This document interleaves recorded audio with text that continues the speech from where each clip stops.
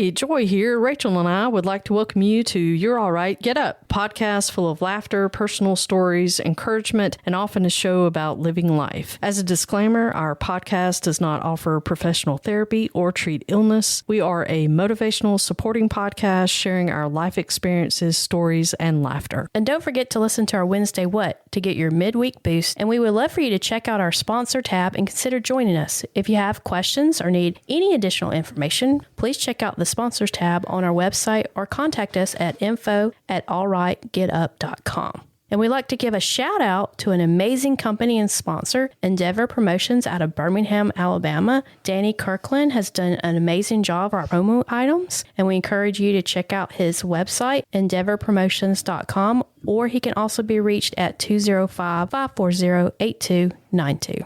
Yeah, he's an amazing guy and an amazing company. They have done a great job. Highly recommended. So I have a Witty Whispers this week. Awesome. And it's about geese. Geese? Yes. Oh, I love geese. My dad loved them too. What's that I hear? What is that? Did you bring a geese into the studio today?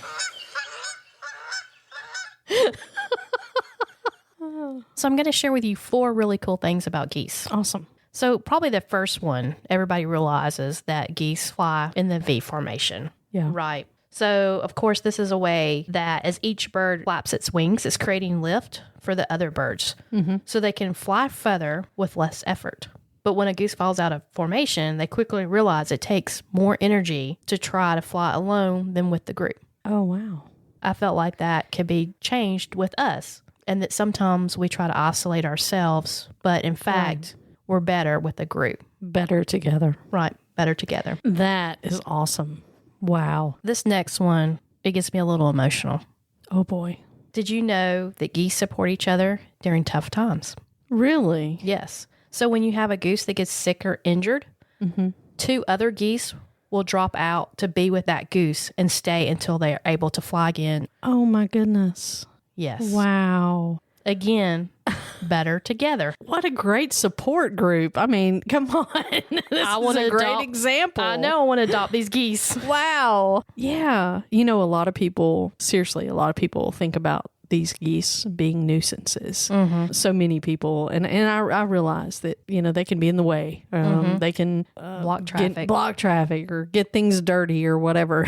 But let me tell you, I can say that a lot about human people too. That is very... very true. So, I mean, we probably need to take some lessons from that about community, about support systems, about helping each other. If somebody's down, hey, somebody step up and hang out and help that person. Do what you can to get them back on their feet, right? Right. So, it's awesome. I love it. To try to protect them, to be with them. Yeah. So the third fact, geese take turns leading. Because if you think about that V formation, of course, that geese that's out in the very front, they're having to exert more effort, of course, because they don't have that lift. So they'll take turns being the leader. Wow. So that's another lesson I feel like for us. Sometimes we put ourselves out there as a leader, and sometimes we need to drop back and let somebody else lead just for a little bit. Right. So that we can rest and rebuild that energy. Right. Teamwork. We can learn from that too, because so many people often want to be the chief, and then they're like, no, I don't want you to get up here and get in my spot. Seriously. Exactly. But sometimes you need to fall back. You need to kind of just take a rest and allow somebody else to help. Exactly. Yeah, it's okay. This is the last one. Did you know that geese cheer each other on? Really? So I know that a lot of times I won't realize they're flying over our house or our yard until you start hearing them. And they can be quite loud, if you've ever noticed. So scientists have speculated that one of the things that they're doing is they're kind of adjusting. Because again, they're in that V formation and they're using the lift to travel. But also it's a way for the lead geese that the others are also encouraging them. Like, keep going, you can do it. Isn't that great? Wow. Right. Yeah, I'm paraphrasing in geese, but I love these facts because I think it's a good reminder that we're better together. Right. Yes. And sometimes, you could be experiencing something where you're depressed and I hate to say it, but sometimes our mind can be our worst enemy. Yes. And we need that person or that support group to say, hey, keep going. It feels like you're not you're not really progressing, but you really are. Yeah. Just keep doing what you're doing. Great story. I love it. So I meant to tell you before we started that the Witty Whispers was dedicated to you and how much you support me. Oh, that's awesome. And you sound like a goose. Whack, whack, whack. It's very good. I've been practicing all week. No, I'm kidding. It's almost scary. I did that totally improv. Well, same here. You totally support me, and it's just I couldn't do what I do daily without you. And you know that there's so much of that we can say about a lot of our partners and our friends and our family, and it's important to have that type of a support system that cheers you on and encourages you. It really is. And to step away from people who don't. Honestly, you know, sometimes you have to be brave and realize, you know, maybe I need to step away. Maybe I need to make sure I am around people who are encouraging me and helping me. That's a very good point. Yeah. So sometimes it's hard to ask yourself, is this person making me a better person? Yeah. Or am I for the worst? Right. Exactly. So be like a goose today. Yes. All you guys go out there and be like geese. It's awesome. Did I ever tell you about the time that Brian and I went to Washington, D.C.? No. I've never told you about that? No. Well, this is probably when we're in our 20s, and this happened maybe, I'll be conservative and say it was probably a month and a half after 9/11. Wow. Yeah. And what it was, I actually had a work conference in Baltimore for about a week, and we decided that we'll go to this conference, and then we'll just go to Washington, D.C. and have a family vacation. Oh, yeah. So we were going to be gone about 2 weeks. And again, this is when we're in our 20s. So we're somewhat newlyweds and we're a little bit indigent. So money's very tight. Right. And my coworker had the same idea that they would also go to Washington, D.C. for their family vacation. Now, I had done some research and I picked a hotel that also had free breakfast and also had kitchenettes. Oh, wow. Nice. Right. My thought was we don't need to be eating out, that we'll purchase groceries. Yes. And we'll make our meals. And we'll have a little picnics, you know, during the week. But we'll save money this way. And my coworker, she decided to stay at a bed and breakfast. And they rented a car. From Baltimore to Washington. They said, hey, you can just ride with us. And they were really talking about their bed and breakfast. They were very excited, very proud of it. And the idea was that we would drive to the bed and breakfast first. And her husband would drop her off, my coworker. And then he would take us to our hotel, which was on DuPont Circle. I was like, great. And then, you know, as they're really going into the details about their bed and breakfast, I was thinking, wow, I wish we had stayed there. And we get there and I was like, wow, I'm glad we're not staying here. And we go inside and we help with the luggage and the lady there's like, don't you want to stay here? I was like, oh gosh. I so want to stay here. And I'm looking at Brian, and Brian's just giving me that look like, do not tell her you're going to stay here. I don't know what the deposit philosophy was for this hotel, but I felt like we would lose it. I was like, well, we've already paid for a hotel. Dadgummit. Right. And I was like, really hate it. And as I hugged my friend goodbye, I was like, I'll miss you. Because I don't know if you'll ever come out of this place alive. Especially now that we're all going to leave you. To continue dropping us off. But anyway, so that kind of, you know, it was one of those things where like, whew, I made the right call. No offense to anybody's got a bed and breakfast in D.C., but really check those things out. Do your research. Yes. Look at the pictures. So we traveled and we got our hotel room. And like I said, it had free breakfast. So every morning we got that. And we would try to stuff ourselves. And then, so we were like, okay, we're going to go to a store to purchase food, you know, like as soon as we got there. And the closest place we could find was like basically at Walgreens or CVS. Oh, yeah. There's not a lot of groceries in a CVS because we're young, somewhat dumb. So we go, and we get like this crappy food at first. But eventually we get a map and we're like, okay, here is the grocery store. Now, where we live, a grocery store here is a pretty good size store. I don't know how many square feet like our local grocery Publix is. Yeah. But I mean, it's like, I don't know what a square foot grocery store is. 4,000? Probably. Yeah, probably. That store that we found It was probably 1,000 square feet. The aisles, only one person could go down it with their school cart. Yes, it's very small. Old Food Worlds. Yes, maybe smaller. It was basically like we were at a gas station. Oh wow! Wow. Obviously bigger than that, but our carts were also very narrow. So it's not like the carts that we're used to where we live, which is a good size. Yeah. They're very small. And like I said, only basically one person goes down. So I'm not a great cook. And Brian's probably laughing right now. I don't enjoy it. Somehow I burn everything. Even heating up a pizza, I can burn it because I like it in the oven. Right. And somehow I'm like, oh my gosh, I forgot about my pizza. But one of the specialties I felt like I could cook, and I'll use that term loosely, specialties, was chicken and rice. Mm-hmm. To me, it's not real hard. Yeah. So I was like, okay, we're going to buy chicken and rice as one of our meals. And we're a little bit tired. And I mean, I know when I share these stories, it may make us look like we're crazy people, but I share these stories because, I want people to know who I am. Yeah. And that as part of being married, you're going to argue with your partner, and you're going to have moments where you're irritable and they're irritable and you're going to be tit and tap. And plus later, it's kind of funny. But for some reason, when we go on vacation, we both get irritable. And maybe it's more me. I'll go ahead and take the brunt. It's probably more me because Brian has the philosophy, okay, we're on vacation. Let's go 1,000,000 miles an hour. Let's do 1,000 things during the week.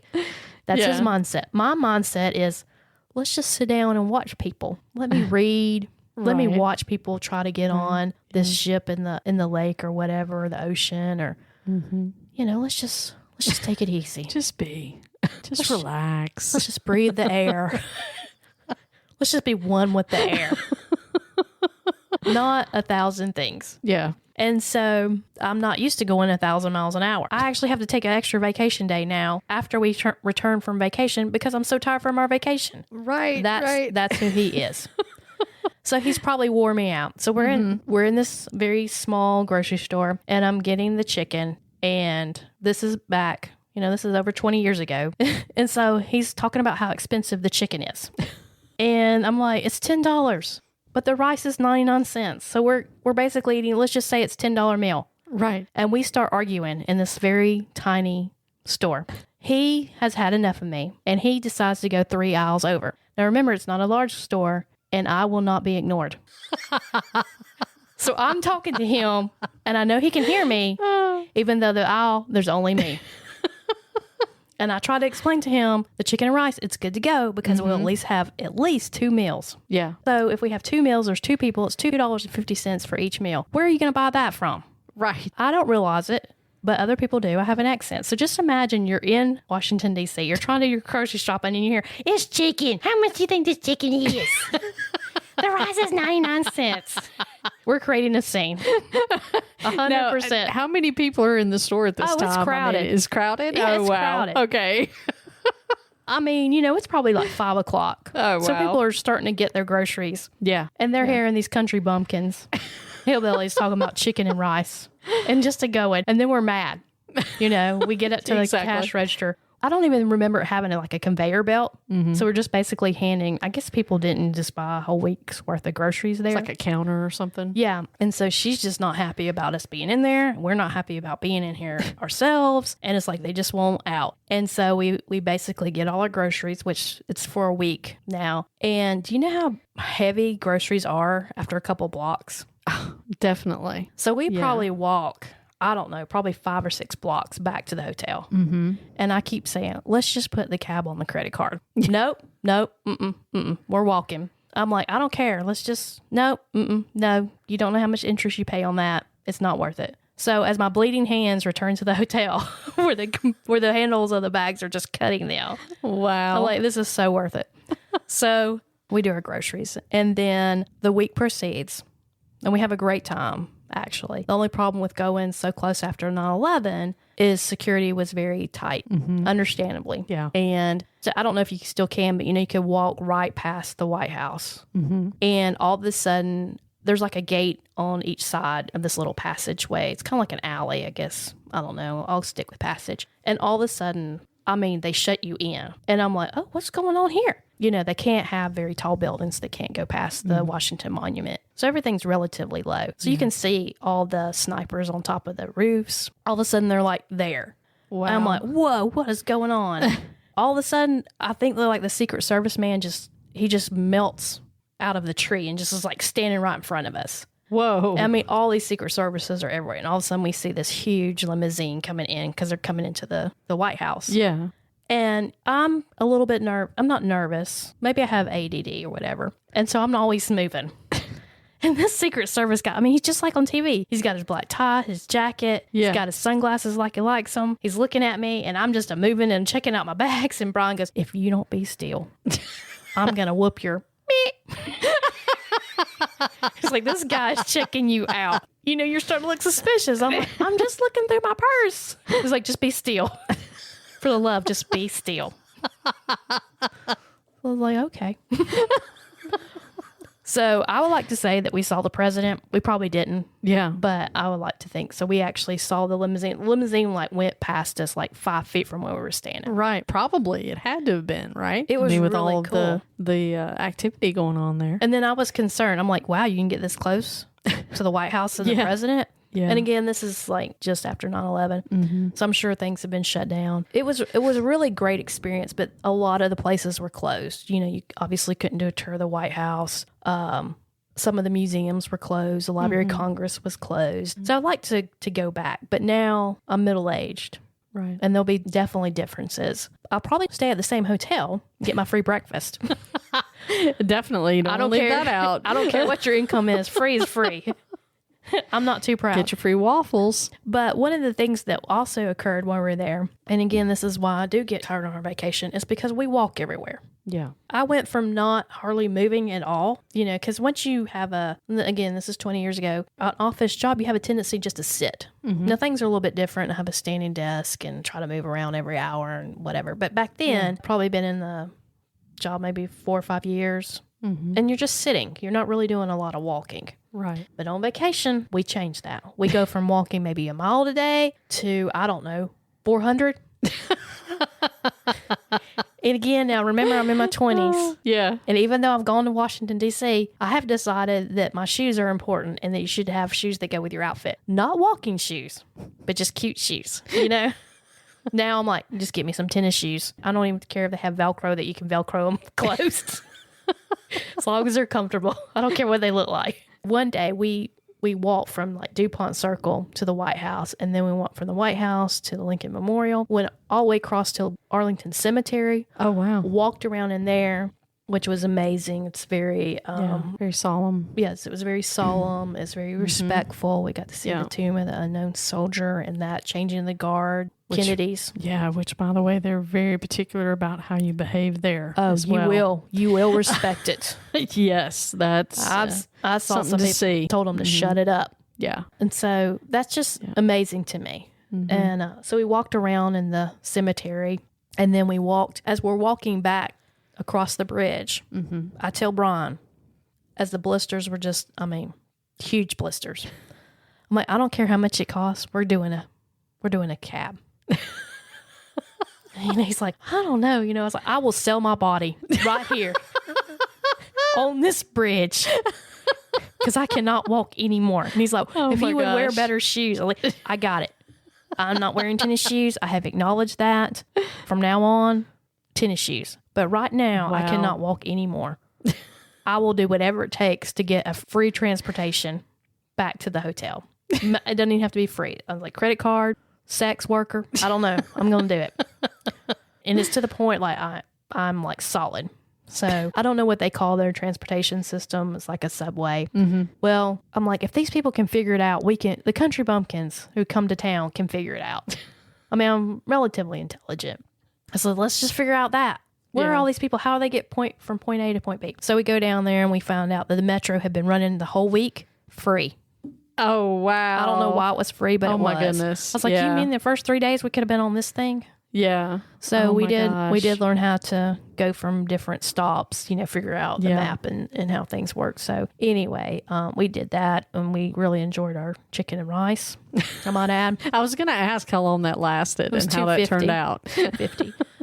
I mean, we didn't eat out at all. It really was I think I've mentioned on other podcasts, those earlier vacations were fun because you got to really just be you and your honey. And we got to have multiple picnics on the mall and in different areas. And it was really great. One of the days we go to the Capitol. Mm-hmm. You know, we're the typical tourists. We've got our cameras out. And then all of a sudden, all these people start exiting the Capitol building. Take all the pictures of these people coming out. We'll see if somebody we know. Oh, boy. Yeah. Oh, boy. Yeah. So I'm doing that whole country bumpkin thing where you're taking pictures of people exiting. Yeah. And then I realized that's a lot of people exiting all at one time. Mm-hmm. We're there taking pictures close to the Capitol building during the anthrax scare. Oh, no. Yeah. And then, like, it finally hits you, like, if they're exiting for a reason. Right. Everybody likes to get off work at the same time, but my gosh. Yeah. So we're those people taking pictures of everybody. Look real suspicious, I'm sure. So that was one of the incidences. Another thing that we did was because, as you recall, we had a conference the week before. So we're gone for 2 weeks. And again, I'm trying to conserve money. And another reason for the hotel was also that they had a laundry room. Yes. Of course, we took some change, and to not have anything packed bulky, I decided to put the washing powder in a Ziploc bag. Now, if you're going to take a Ziploc bag full of white powder, it's probably not a good time to take it to Washington, D.C. Right. Your bag will be tagged. Yes. 100%. And so that's what happened. And Brian was loving me. Now, he really loved me when I tell him it was in his bag. Well, you know, kind of, it hits me like, oh my gosh, I put that Tide laundry detergent in your bag. It's like, you did what? Oops. And this is before they really had things kind of organized. It was very disorganized at the beginning with airports. And they would actually open up your luggage right there where you're checking in. Mm-hmm. Yeah. And they're like, is this your bag? Nope. Never seen it before a day in my life. So, of course, his bag gets tagged because there's white powder in it. Yeah. So that just creates drama. Yes. At the airport. Because now we have to try to convince them that it's Tide laundry detergent. I'm like, just open it up. You don't have to call in a hazmat team. Just open it. I'm like, I promise you, it'll smell like Tide. I was like, I don't know if it's edible, but I'll eat it. So that was number one. And then he has a tripod, which looks a lot like a rifle when they're trying to be so careful. Yeah. And again, rightfully so. And it was a very turbulent time. Our airport, I mean, it took us like 4 hours to get to the airport because we had so many things that were questionable. Wow. But hey, got to wash my clothes. Wow. So that was part of our trip. Yeah, that was such a crazy time. We had one instance where we had baby powder. We had a small amount of that in a bottle in our bag. And when we got to where we were going, we realized, oh yeah, they went through this whole thing because when they did, they opened it and then they left it partly open and the powder got all over everything inside. So it was just a big mess. It was everywhere. At least you had, the Ziploc bag really probably made it even more suspicious because, and that was when at the airport, I mean, I don't know anything really about guns, but the guns were really long. Right. Right. And all of a sudden there's like 5 of them, 5 soldiers right there. Wow. Looking through this bag and me trying to convince them it's Tide. It really is. Listen to my accent. I said, you see how, I mean, like we're trying to conserve money and space. So I just put it in a Ziploc bag. I promise you it's Tide. Let's go wash your clothes right now. But Brian was not happy with me on that trip because of those 2 incidences. And then, you know, moving a lot and then trying to conserve money. But it was, all in all, it was a really fun trip though. Oh, yeah. I mean, seriously, it really was fun. But like I said, I would like to return when things aren't so, like a lot more things are open and there's not soldiers everywhere with guns. Oh, yeah. That makes it a little uneasy, right? Yeah. Yeah. And then I found out too that the train that we took, we actually were taking the flight out of Baltimore. So we had to take a train back from Washington to Baltimore, which I thought would be really cool, which it is. Except you don't want to be when everybody's trying to get off from work and they're trying to go from home to work or whatever. Yeah. And that first step's a doozy on that train. I mean, it's like, you know, I'm 5'1". And that first step's like 3 feet in the air because we didn't have a step. Ooh. Because that one cart got filled up too fast. And so the porter didn't have time. And I'm trying to haul that luggage that's probably about 40 pounds with my anthrax. My anthrax like powder. And nobody was helping. You know, I was like, let me help you. Even my husband's like, I'm on. Good luck. So it was a good experience, but I laughed because when we went out of Union Station, there was only probably like, I don't know, the grass is like maybe 1 square foot of grass. And when we were getting out of the cab, no, we did take a cab from the hotel to the Union Station so we wouldn't miss it. I stepped in dog poo. Oh, no. I'm like, all the grass around here, I'd step in the one spot. Oh, my gosh. So, that's terrible. Gosh, that's hard to kind of clean up. Ugh, gross. Wouldn't it be funny, not funny? Okay. Uh-huh. There's a band called Anthrax. If you actually had a T-shirt with Anthrax on, and you walked in there like, "Hi, I'm at the security checkpoint." What's in the Ziploc bag? It's very suspicious. Right. Oh, it's okay. It's nothing. It's my tack powder. It's Todd. I just went to the concert last week. Oh my gosh. So that was fun. Anyway. Oh, that's great. But we would like to return, like I said. Yeah, absolutely. We've learned a lot. I will be wearing tennis shoes. Yep. I will fly directly into Washington. I'll just buy my laundry detergent there if we wash clothes. Yeah, absolutely. And we will be having chicken and rice brine. It's tradition now. You got to eat it. Right? Mm-hmm. Yeah. Mm-hmm. Good stuff. Yeah. Chicken and rice is great. It is good. I like it. It's one of my favorites. You know, sometimes you just walk into a part of life and you're just not prepared. You don't have the right shoes. You certainly didn't pack right. And for some reason, you know, everything just feels like traumatic at that moment. I mean, you know, you just can't keep it together. It's almost like I really don't know where to look and what to do. And for some reason, I feel like a nervous wreck. Why are we fighting each other? What's happening? I don't know about y'all, but I've been there. I mean, it has happened to me more than I can count. But isn't it funny that it's kind of like life, you know? You go into it and you go into a certain phase of life and you just don't have on the right shoes. You're not prepared and you just didn't know that was coming. And sometimes you got folks who are just kind of after you all of a sudden. It's like, you know, they're telling you, man, I don't know what that is. And you got packed there, but it's, you know.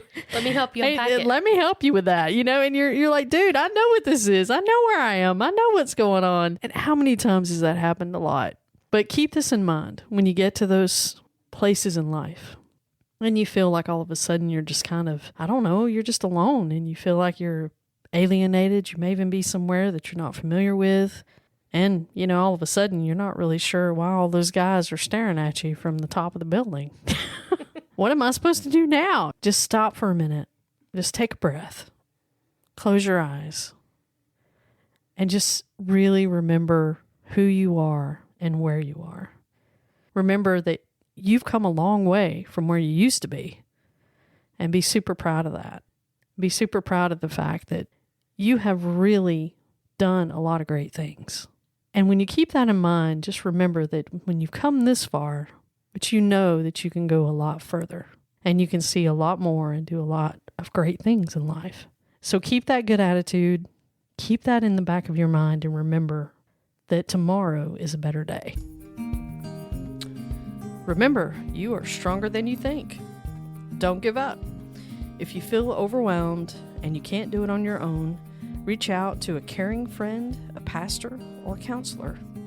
And if you feel like you've reached rock bottom, the National Suicide and Crisis Lifeline has caring people available 24/7, and they can be reached by dialing or texting 988.